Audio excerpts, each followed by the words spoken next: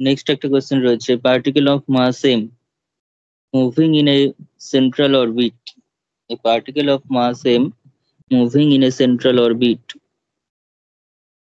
under inverse square law, ঠিক আছে, under inverse square law,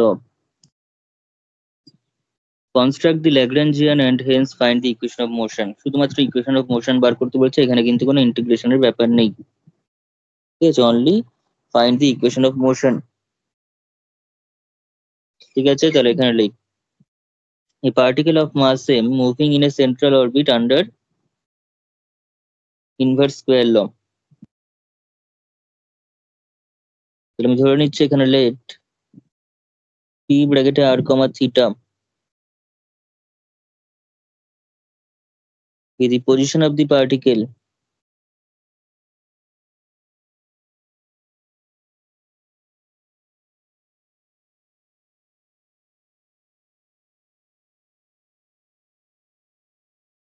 at any instant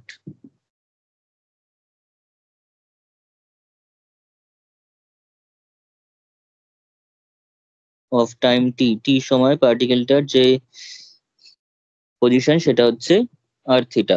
ঠিক আছে, পোলার কোঅর্ডিনেট নিচ্ছি, এটা দেখতে পাচ্ছি এটা ইয়ারে আসা একটা প্রবলেম,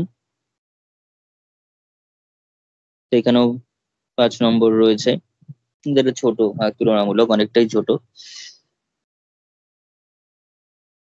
তাহলে কাইনেটিক এনার্জি আমি ডাইরেক্ট বলছি,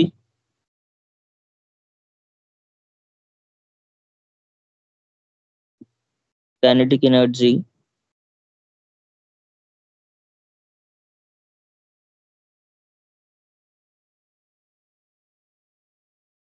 অফ দি পার্টিকেল সেটা হচ্ছে টি। টি মানে হচ্ছে half into M into V square, কিন্তু ভি স্কোয়ার বলতে এখানে আমরা যেহেতু আর থিটা হিসাবে নিয়েছি, আমি আগের দিনই বলে দিয়েছিলাম আর থিটা যখনই নেব তখন হচ্ছে আর মানে ভি আর আর ভি থিটা, আগে যেমন ভি এক্স ভি ওয়াই ছিল, এটা হচ্ছে আমার কাছে V R square plus V theta square আসবে। আর ভি আর স্কোয়ার এর ভ্যালু আমি আগের ক্লাসে কিন্তু ল্যাগ্রাঞ্জিয়ানের অঙ্ক করানোর সময় বলে দিয়েছিলাম ভি আর এবং ভি থিটার ভ্যালু কি হয়। ভি আর এর ভ্যালু হয় হচ্ছে আর ডট, এবং ভি থিটা হয় হচ্ছে আর থিটা ডট, আর থিটা ডট হয়। ঠিক আছে, এটা হয়, পাশে লিখে রাখি, সিন্স ভি আর সেটা হচ্ছে আর ডট আর ভি থিটা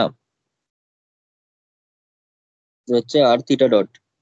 ঠিক আছে, আরো একটা বলে দিয়েছিলাম, সেটা হচ্ছে স্ফেরিক্যাল পোলার কোঅর্ডিনেট, অর্থাৎ আর থিটা ফাই যদি থাকে, আর থিটা থাকলে তো এরকম, আর থিটা ফাই যদি থাকে, অর্থাৎ ভি ফাই যদি বার করতে হয় তখন কি হবে সেটাও কিন্তু আমার কাছে বলা আছে আগের দিন, যদিও এখানে আর লাগছে না, আর বললাম না, সেটা যখন লাগবে ডবল পেন্ডুলামের অঙ্ক করতে তখন আবার লাগবে সেটা।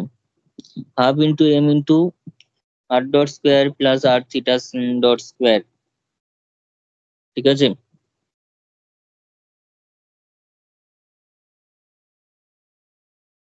হয়েছে এতটা। এইবার আমরা করবো হচ্ছে কাইনেটিক এনার্জি বার করবো, সরি কাইনেটিক এনার্জি তো বেরিয়ে গেল, পোটেনশিয়াল এনার্জি বার করবো, পোটেনশিয়াল এনার্জি বার করতে হবে। কি করে বেরোবে পোটেনশিয়াল এনার্জি, তো নাও,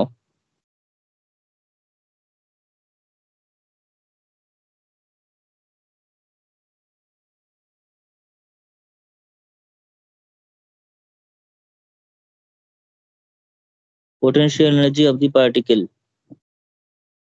ঠিক আছে, potential energy of the particle, এখানে কি বলেছে, মোশন আছে, ঠিক আছে।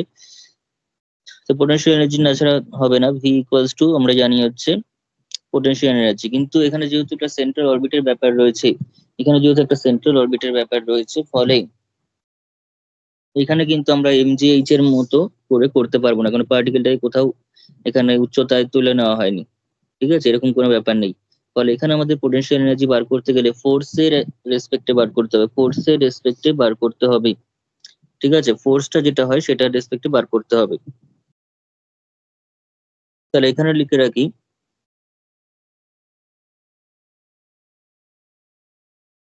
সেটা হচ্ছে এফ, এক কাজ করি, potential energy of the particle equals to হচ্ছে ভি।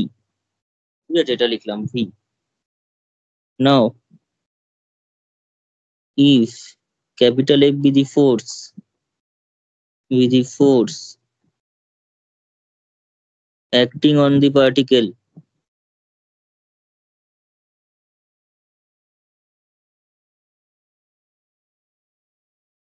then ঠিক আছে, then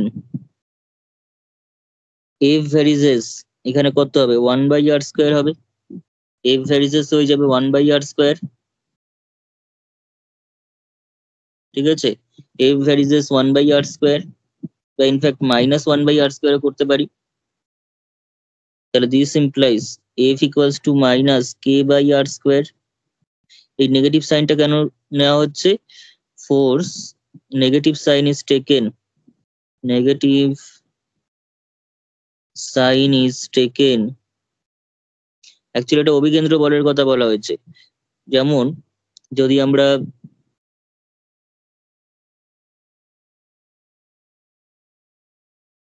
তখন নিউক্লিয়াসকে কেন্দ্র করে, ঠিক আছে, একটা ইলেকট্রন ঘুরছে, নিউক্লিয়াসকে কেন্দ্র করে যখন ইলেকট্রন ঘুরছে তখন কিন্তু তার উপর একটা অভিকেন্দ্র বল কাজ করছে। ঠিক আছে, তার উপর কিন্তু একটা এটা ধর নিউক্লিয়াস, সেটাকে কেন্দ্র করে ইলেকট্রন ঘুরছে, সেটা ঘোরে এরকম ভাবে তরঙ্গের আকারে ঘোরে।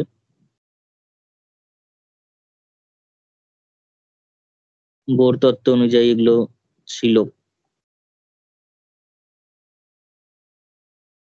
ঠিক আছে, এরকম ভাবার কোনো কারণ নেই যেসব কি পড়াচ্ছি, কারণ এগুলো কিন্তু যারা অ্যাপ্লাইড ম্যাথামেটিক্স নিয়ে পড়বে তাদের কিন্তু পুরো কোয়ান্টাম মেকানিক্স, মডার্ন ফিজিক্স কিন্তু সেখানে অঙ্কের মধ্যেই পড়তে হবে। ঠিক আছে, তো এই সমস্ত জিনিস সেখানে অবশ্যই থাকবে, অনেক ডিটেলসে থাকবে। বোর তত্ত্ব সেখান থেকে শুরু করে যাবতীয় সব থাকবে। অ্যাপ্লাইড ম্যাথ নিয়ে পড়লে সেখানে অ্যাকচুয়ালি অঙ্ক পড়ছিস না ফিজিক্স পড়ছিস সেটা একটু ভাবার দরকার পড়বে। তো এখানে কত হচ্ছে, এখানে যদি হয়, না এখানে যদি ইলেকট্রনটা থাকে, তো সেক্ষেত্রে তার উপর যে বলটা ক্রিয়া করছে, অভিকেন্দ্র বলটা, যার দরুন এর চারিদিকে ঘুরছে, ঠিক আছে, যেমন পৃথিবীটা কিন্তু একটা অভিকেন্দ্র বল দ্বারা চন্দ্রকে যে করে রেখেছে, অ্যাট্রাক্ট করে রেখেছে, নাহলে কিন্তু চাঁদটা কিন্তু বেরিয়ে যেত। ঠিক আছে, পৃথিবীর চারিদিকে কিন্তু ঘুরতে পারতো না, সেই যে অভিকেন্দ্র বল, তার মানে সেটা নিজের দিকে অ্যাট্রাকটিভ একটা ফোর্স, সেটা একটা অ্যাট্রাকটিভ ফোর্স।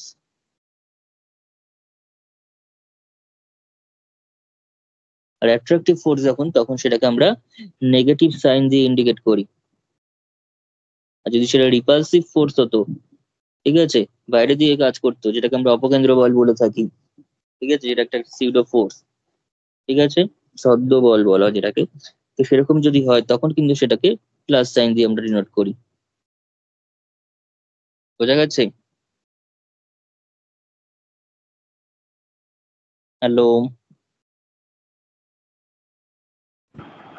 হ্যাঁ স্যার। আচ্ছা, তো এফ ইকুয়ালস টু -k/r², কেটা হচ্ছে K is a constant of proportionality,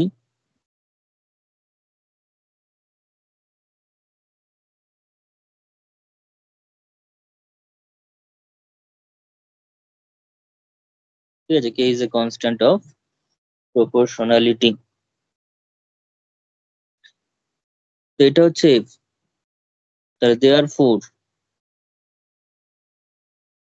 এবং কেটা কিন্তু অবশ্যই একটা positive constant, K is A positive constant লিখে রাখি, কনস্ট্যান্ট অফ প্রপোর্শনালিটি। কারণ এটা যদি কেটা যদি নেগেটিভ হয়ে যায় তাহলে এই নেগেটিভ সাইনটা কিন্তু পজিটিভ হয়ে যাচ্ছে টোটালে, সেটা নয়। ঠিক আছে, আর এফ ভ্যারিজেস 1/r² নিলাম কেন, কারণ কোয়েশ্চেনে বলা আছে ইনভার্স স্কোয়ার ল।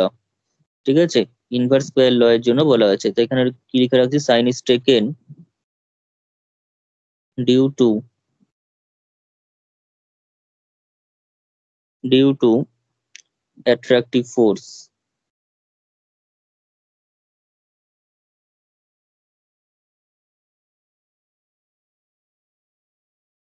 ঠিক আছে, এই যে অ্যাট্রাকটিভ ফোর্স, এটা হচ্ছে অভিকেন্দ্র বল কেন্দ্রের দিকে।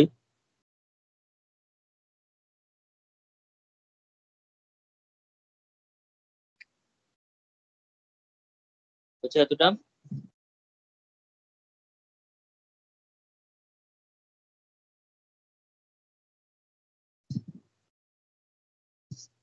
তাহলে therefore v equals to, তাহলে আমরা জানি হচ্ছে f equals to, therefore we have f R v এর মধ্যে যে সম্পর্কটা সেটা হচ্ছে f equals to minus dv dr, f equals to minus dv, এখানে পোটেনশিয়াল এনার্জিটা বার করাটা একটু ঝামেলা, বাকি সব সোজা।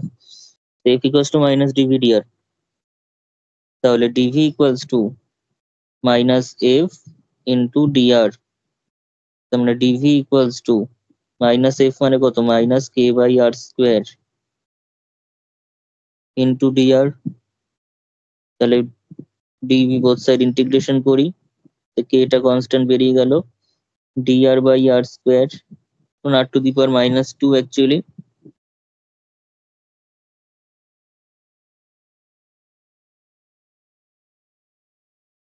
তাহলে v equals to k into r to the power minus 2, তার ডেরিভেটিভ করলে কত, ইন্টিগ্রেশন করলে কত হবে, r to the power minus 1 by minus 1 plus একটা ইন্টিগ্রেশন কনস্ট্যান্ট,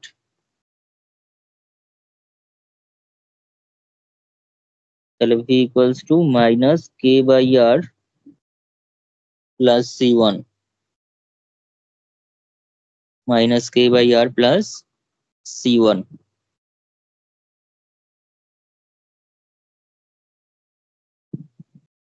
ঠিক আছে, অথবা অ্যাকচুয়ালি একটা কাজ করলে হয়, এই ডিভিটাকে যখন করছি তখন 0 to v ইন্টিগ্রেট করি, কনস্ট্যান্টটা নিয়ে আসছি না, আমি পুরো অসীম দূর থেকে করে দিন, 0 থেকে v ইন্টিগ্রেট করছি, এটা হচ্ছে ইনফিনিটি থেকে r ডিস্টেন্সে করে দিই, তাহলে আমাদের আর ওই সমস্ত ঝামেলা আসবে না। এটা তাহলে কি আসবে, v 0 থেকে v, এটা কত আসবে, ইনফিনিটি থেকে r। এটার জন্য ফিজিক্সে একটা ছিল, ডেফিনিশন ছিল, ঠিক আছে, পোটেনশিয়াল এনার্জি বা বিভব তাকে বলে, সেটা হচ্ছে অসীম দূরত্ব থেকে, যদি আমি তড়িৎ ক্ষেত্রের কথা বলি, ঠিক আছে, স্থির তড়িতের মধ্যে যখন ছিল সেটা হচ্ছে অসীম দূরত্ব থেকে তোর তড়িৎ ক্ষেত্রের মধ্যে কোনো বস্তুকে আনতে যে প্রযুক্ত বল, সেটাই হচ্ছে আমাদের কাছে বিভবটা ছিল। তাহলে অসীম দূরত্ব থেকে আর দূরত্বে আনতে যে বলটা ক্রিয়া করছে, তো এটা কত হবে, ভি এর উপর, ভি এর ভ্যালু ভি বসাবো আর 0 বসাবো, তাহলে কত হলো, ভি মাইনাস 0, আর এখানে কত হচ্ছে, K into minus K 1/r, infinity থেকে আর, তাহলে V equals to minus K into R বসালে, আর এর জায়গায় আর বসালে 1/r, ইনফিনিটি বসালে ইনফিনিটি, 1/infinity মানে তো 0,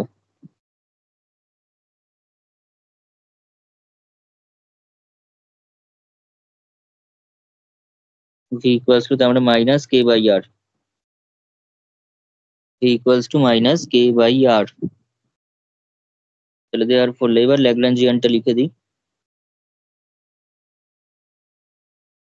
দেওয়ার for Lagrangian of the system, therefore Lagrangian of the system, সেটা কত হবে, Lagrangian of the system L equals to t minus v, t কত, t হচ্ছে half into m into r dot square plus r square theta dot square, আর v কত, vটা হচ্ছে minus minus K by R, তার মানে half into m into r dot square plus r square theta dot square plus K divided by R,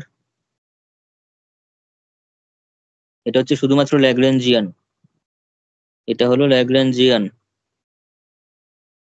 তাহলে Lagrangian equation of motion তাহলে কত হবে, এটা হয়ে গেল আমাদের কাছে কি, ল্যাগ্রাঞ্জিয়ান হলো, ল্যাগ্রাঞ্জিয়ান ইকুয়েশন অফ মোশনটা কি হবে, ল্যাগ্রাঞ্জিয়ান ইকুয়েশন অফ মোশন করার সময় আমাদের এখানে আগেরটা যেমন এক্স আর ওয়াই কার্টেসিয়ান কোঅর্ডিনেটে ছিল জেনারেলাইজড কোঅর্ডিনেট হিসাবে, এখানে হচ্ছে আর আর থিটা, ঠিক আছে, এটা হচ্ছে এল, তাহলে এখানে লিখি হিয়ার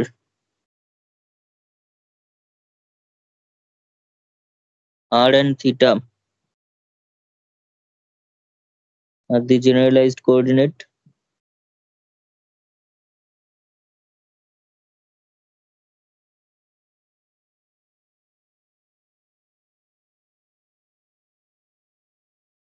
তাহলে কি করে ল্যাগ্রাঞ্জিয়ান ইকুয়েশন লিখতে হয় আমি প্রত্যেকটা ক্ষেত্রে বলে দিয়েছি, আবারও মনে করিয়ে দিই। সেটা হচ্ছে ল্যাগ্রাঞ্জিয়ান ইকুয়েশন অফ মোশন লিখতে হচ্ছে ডি ডিটি অফ, যদি জেনারেলাইজড কোঅর্ডিনেট কিউ ধরি তাহলে del L del Q dot ল্যাগ্রাঞ্জিয়ানকে কিউ ডটের রেসপেক্টে partial derivative minus del L del Q equals to zero. This is the Lagrangian equation of motion, যেখানে কিউটা হচ্ছে জেনারেলাইজড কোঅর্ডিনেট। এই কিউটার ভ্যালু, কিউটা কি, কিউটা হচ্ছে এখানে আর আর থিটা। এই অঙ্কটার জন্য তেমন দুটো ইকুয়েশন হবে, আর এর রেসপেক্টে একটা, থিটার রেসপেক্টে একটা।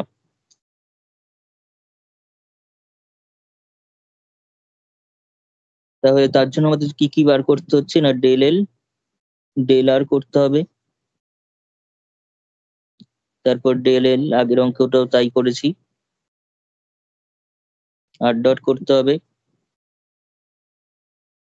দেন ডেল এল ডেল থিটা করতে হবে,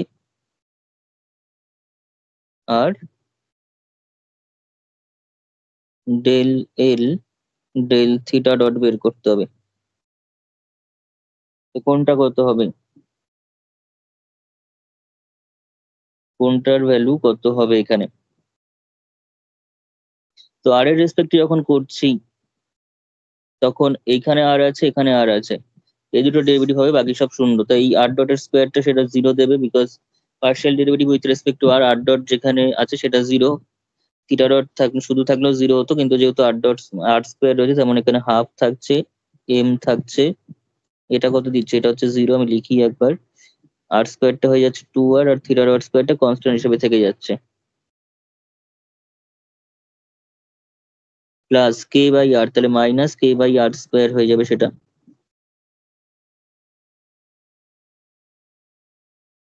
ঠিক আছে, তার মানে আলটিমেটলি এই টু টু কেটে গিয়ে এই টু আর এই টু কেটেই যাবে, কেটে গিয়ে কত পড়ে থাকবে, M R theta dot square minus K by R square, এটা থাকছে। এবার চলে আসি বাকিগুলো, বাকিগুলো এত বড় হবে না, বাকিগুলো ছোটোর মধ্যে হয়ে যাচ্ছে। Del R del L del R dot, তার মানে শুধুমাত্র এটার ডেরিভেটিভ, অর্থাৎ half M into two R dot স্কোয়ারের ডেরিভেটিভ করলে বাকি সব জিরো, তাহলে হয়ে গেল এম আর ডট। তারপর ডেল এল ডেল থিটা, শুধু থিটা, শুধু থিটা বলে এখানে কেউ নেই, শুধু থিটা বলে কোনো অস্তিত্বই নেই এখানে, তেমন ওটা জিরো। থিটা ডট আছে, থিটা শুধু থিটা বলে কিছু নেই। এবার থিটা ডটের রেসপেক্টে হাফ থাকবে, এম থাকবে, আর স্কোয়ার এজ এ কনস্ট্যান্ট থাকবে, আর থিটা ডট স্কোয়ারটা হয়ে যাবে টু থিটা ডট, বাকি আর কেউ থাকছে না। তাহলে half M R square two theta dot, তার মানে হচ্ছে টু টু কেটে যাবে, কেটে গিয়ে পড়ে থাকবে হচ্ছে M R square theta dot. এবার এই ভ্যালুগুলোকে নিয়ে আমাদের ল্যাগ্রাঞ্জিয়ান ইকুয়েশন লিখে দিতে হবে, তাহলে এই অঙ্ক হয়ে গেল। তাহলে দেয়ার four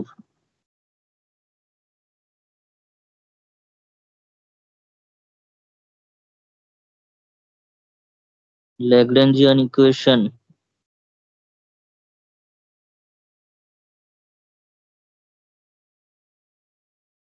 of motion r along r একটা হবে, along থিটা একটা হবে, তার মানে সেটা কি হচ্ছে, r এর along এ যদি বলি তাহলে ddt of del l del r dot,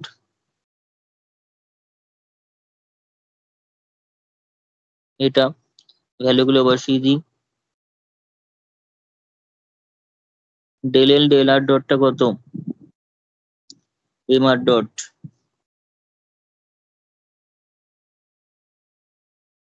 minus del l del r টা কত, এই যে m r theta dot square minus k by r square.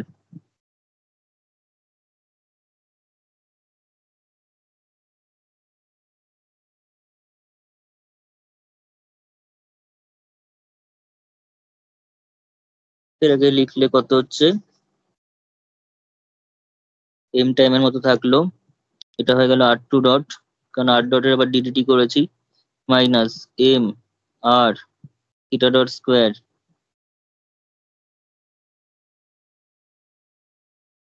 Plus K by R square equals to 0। এটাকে ঠিকঠাক করে যদি সাজিয়ে নেয় তো নেওয়া যায়, সেটা হচ্ছে M R square R two dot minus M R cube theta dot square plus K equals to 0। এটা করলে করাই যায়, ঠিক আছে, না করলেও কোনো অসুবিধা নেই। এটা একটা ইকুয়েশন, এটাকে না হয় আমি 1 নম্বর দিয়ে রাখলাম। ব্যাক কি দেওয়া আছে আগে? না, এখনো নাম্বারিং করা নেই, তাহলে এটাকে 1 নম্বর দিয়ে রাখি। আর একটা থিটা ডটের রেসপেক্টে করি এগেন ddt of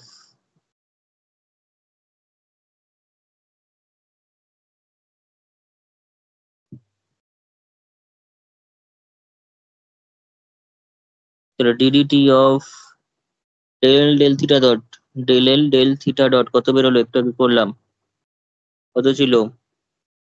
এই যে m r square theta dot,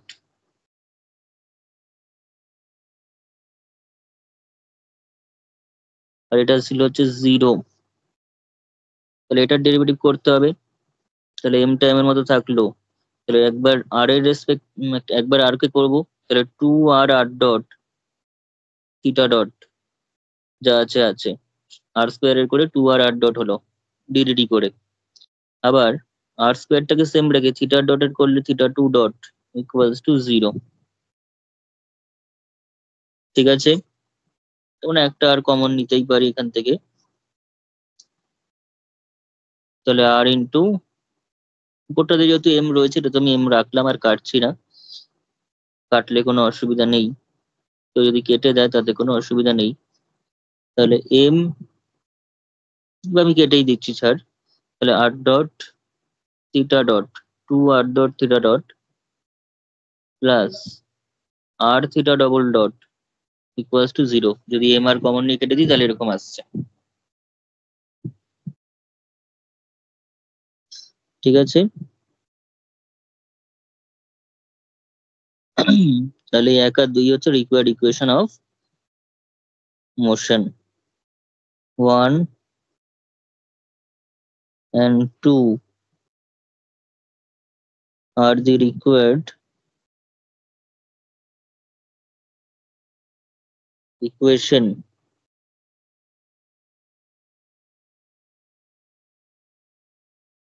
ব্যাস। এই ছিল হচ্ছে আমাদের মানে তোর সেন্ট্রাল অরবিটের ক্ষেত্রে ল্যাগ্রাঞ্জিয়ান ইকুয়েশন কিরকম হবে, এবং তার প্রিভিয়াস যে প্রবলেমটা আমরা করেছিলাম সেটা হচ্ছে কার উপর করলাম না, প্রজেক্টাইল মোশনের উপর ল্যাগ্রাঞ্জিয়ান ইকুয়েশন অফ মোশন কি হবে। তাছাড়া তার আগেও আমরা করেছি সিম্পল মানে সিম্পল পেন্ডুলামের ক্ষেত্রে কি হবে সেটাও করা হয়েছে, ঠিক আছে। এইভাবে আমরা আরো কিছু প্রবলেম করবো যেগুলো পরীক্ষার জন্য খুব ইম্পর্টেন্ট, এবং আজকেও যা করলাম সেগুলো কিন্তু পরীক্ষাতে এসেছে, ঠিক আছে। এটাও ইয়ারের একটা প্রবলেম, অ্যান্ড